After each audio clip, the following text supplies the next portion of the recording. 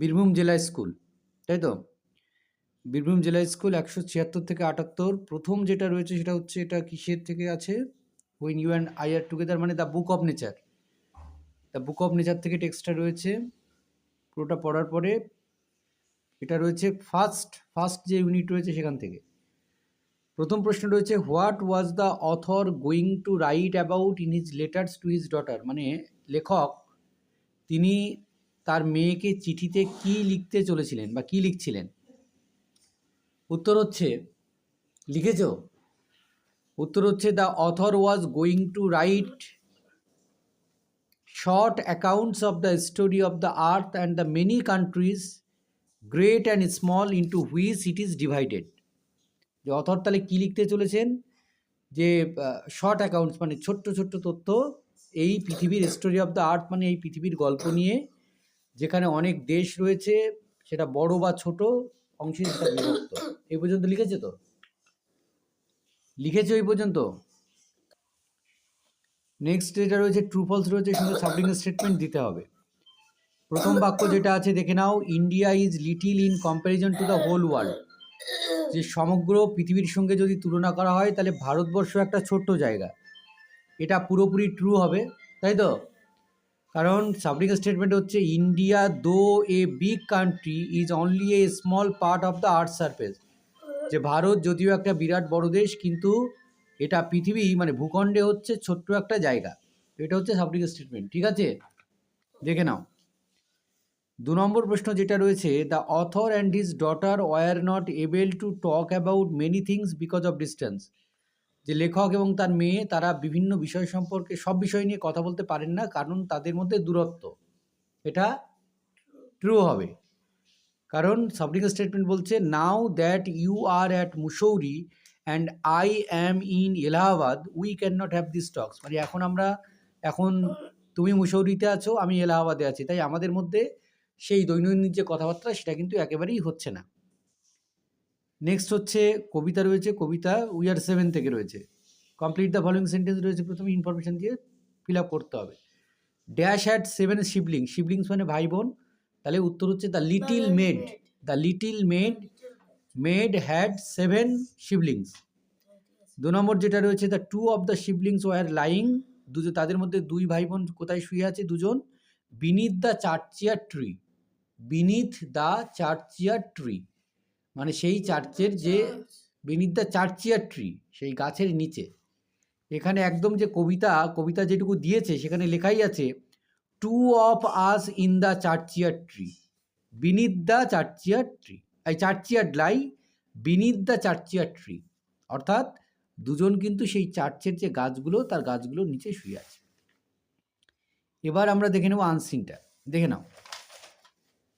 Last summer, শেষ গ্রীষ্মে, my friends and I went on a trekking trip to the Himalayas. যে আমার বন্ধুরা এবং আমি আমরা গিয়েছিলাম হিমালয়ের পাহাড়ে চড়তে। ট্রেকিং মানে হচ্ছে পাহাড়ে চড়া। ইট ওয়াজ মাই ফার্স্ট রিয়েল অ্যাডভেঞ্চার, এটা ছিল আমার প্রথম রোমহর্ষক যাত্রা। And I was both nervous and excited, আমি ছিলাম ভীষণভাবে নার্ভাস মানে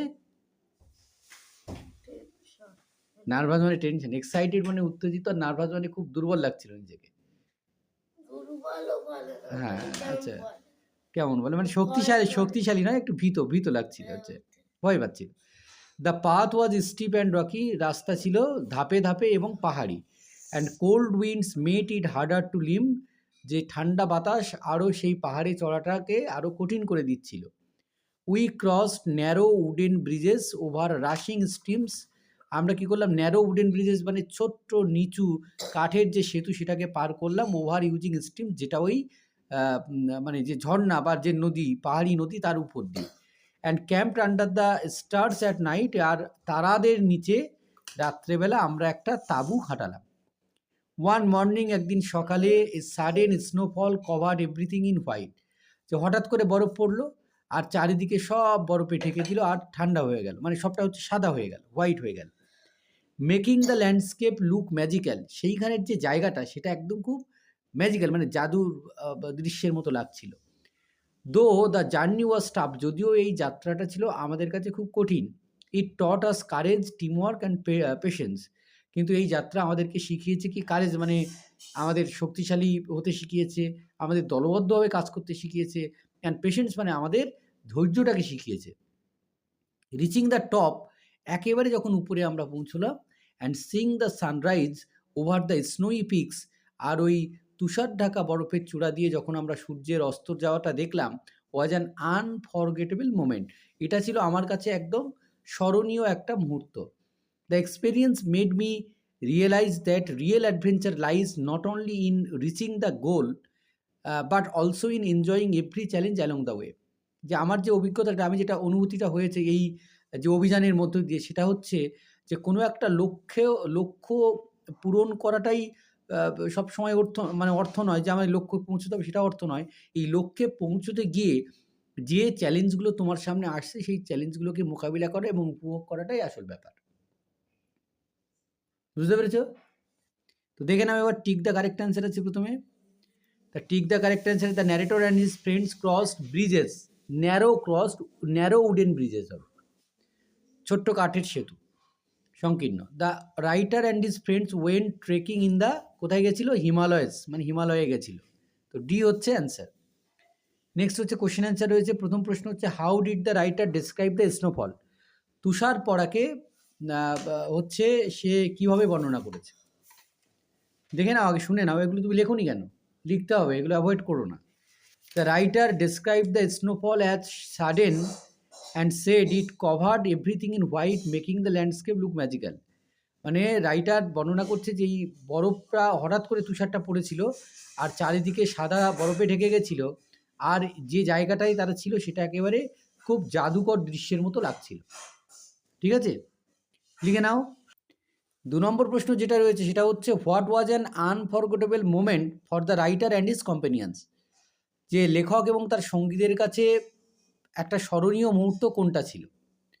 তো উত্তর হচ্ছে reaching the top and seeing the sunrise over the snowy peaks was an unforgettable moment. মানে সেই একেবারে উপরে পৌঁছানো আর পাহাড়ের সেই বরফাবৃত চূড়া থেকে সূর্যাস্ত দেখাটা ছিল তাদের কাছে একটা স্মরণীয় মুহূর্ত। তাহলে লেখো এটা। 3 নম্বর প্রশ্ন যেটা রয়েছে দেখে নাও, what lesson did the writer learn about real adventure? মানে কি শিক্ষা সে পেয়েছিল এই সত্যিকারের অ্যাডভেঞ্চার থেকে? উত্তরটা লিখতে হবে the writer learned that, writer শিখেছিলেন যে real adventure lies not only in reaching the goal but also in enjoying every challenge along the way.